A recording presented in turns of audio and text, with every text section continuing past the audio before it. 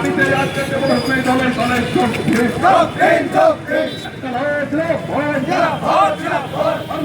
কর্মী মার্ক্সবাদী CPIM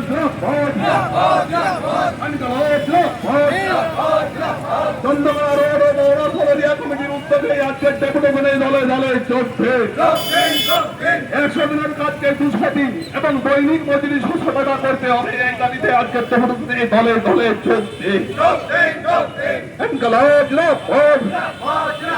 worker communist party मार्क्सवादी CPIM जिंदाबाद।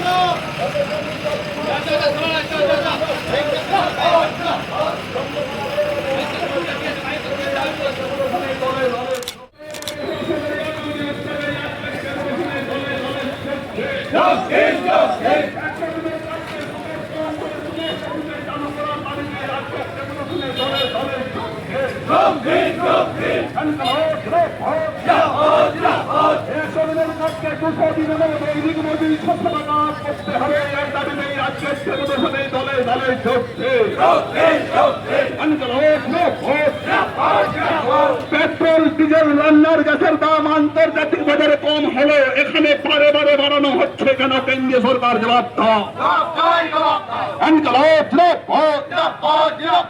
রাসায়নিক সারের কালোবাজারি সরকারকে অবিলম্বে বন্ধ করতে হবে। কৃষকের চাহিদা মতো সার যেন পায় তার বিজেপি সরকারে এলে পরে 450 টাকায় গ্যাস পাবেন।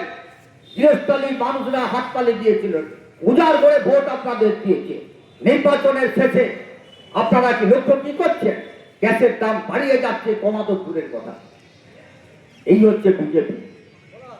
আমরা যারা বামপন্থীরা আছি শুধু মনে করে দিতে চাই, কারণ নির্বাচনী ইস্তাহারে আপনারা যে কথাগুলো বলেছিলেন সেই কথাগুলো আমাদের মগজের মধ্যে কিলবিল করছে।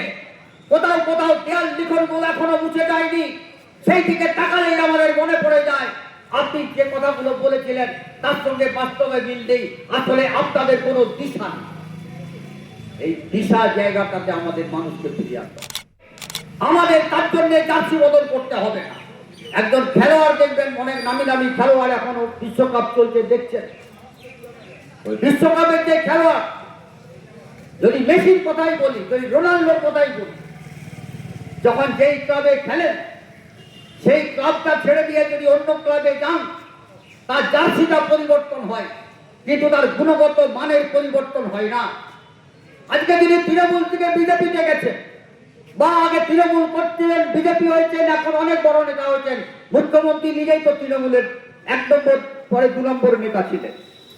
গায়ের জামাটা বদলেছে, কিন্তু গুণগত মানের কোনো পরিবর্তন হয়নি, হতে পারে না। আর যারা যাচ্ছেন তাদেরও গুণগত মানের কোনো পরিবর্তন হবে না। দুর্ভাগ্য হলেও আজকে আমাদের কষ্ট যে রাম মন্দিরে অর্থ চুরি হয়, টাকা চুরি হয়ে যায়, মানুষ দান করছেন সেখানে। রাম আমাদের কাছে আদর্শ। রামচন্দ্র পিতৃসত্য পালনের জন্য সিংহাসন ছেড়ে 14 বছর বনবাসে গিয়েছিলেন প্রজাদের মঙ্গলের জন্য। আর সেই রামচন্দ্রের দান বাক্সে টাকা চুরি হয়ে গেছে। যে বিভেদ তৈরি হয়েছিল, বিভাজনের রাজনীতি শুরু হয়েছিল, সে বিভাজনের হাত থেকে মানুষকে কি ঐক্যবদ্ধ করতে পারছি? আমরা কি বিভিন্ন সম্প্রদায়, কাজী নজরুল ইসলামের কথায় মোরা একই বৃন্তে দুটি কুসুম, হিন্দু মুসলমান, এছাড়াও আমাদের শিখ আছে, ঈসাই আছে, আমাদের মধ্যে থেকে সৌভ্রাতৃত্ব, শান্তি, সম্প্রীতি আমরা বজায় রাখতে পারছি? সেই ভূমিকা কি সদর্থক ভূমিকা আপনারা লক্ষ্য করছেন? না। আমরা এখানে এসেছি যে দাবিগুলো নিয়ে, সেটা হচ্ছে যে আপনাদের জানা আছে ইউপিএ গভর্নমেন্টকে যখন বামপন্থীরা বাইরের থেকে সমর্থন করেছিল, এখানে নয়া প্রজন্মের যুবদের জানার কথা না। আমাদের বলেছিলেন, আমাদের পার্টিকে কংগ্রেস বলেছিল যে প্রধানমন্ত্রী বাদ দিয়ে আপনারা যত মন্ত্রী চান আপনারা নিন, কিন্তু আপনারা আমাদের সঙ্গে আসুন, ইউপিএ গভর্নমেন্টে আপনারা অংশগ্রহণ করুন। যাদের নাম বেরিয়েছে তারা কি, এটা অন্যভাবে ব্যাখ্যা হয়ে যায়, কোথাও গন্ডগোল হলে পরে ওই লুঙ্গি পরাও তুমি এইসব বলেন, আমি এইসব বলতে পারি না, এইসব বলি না আমরা। আবার কয়েকদিন ধরে ভাইরাল হয়েছে রত্নাদেব নাম, তিনি মন্দিরে যে দান বাক্সে মানুষ সাহায্য করেন মন্দিরের জন্য, মন্দির প্রকল্পের জন্য, উন্নয়নের জন্য, মানুষের সেবা হবে সেখানে, সেই টাকা রত্নাদেব নাথের স্বামী তিনি জোর করে সেখান থেকে নিয়ে চলে গেছেন এবং হুইপ দিয়েছেন প্রতিদিন দান বাক্সে যা জমা পড়বে তাহলে সেই টাকা তার ঘরে নাকি পৌঁছে দিতে হবে। This is BJP.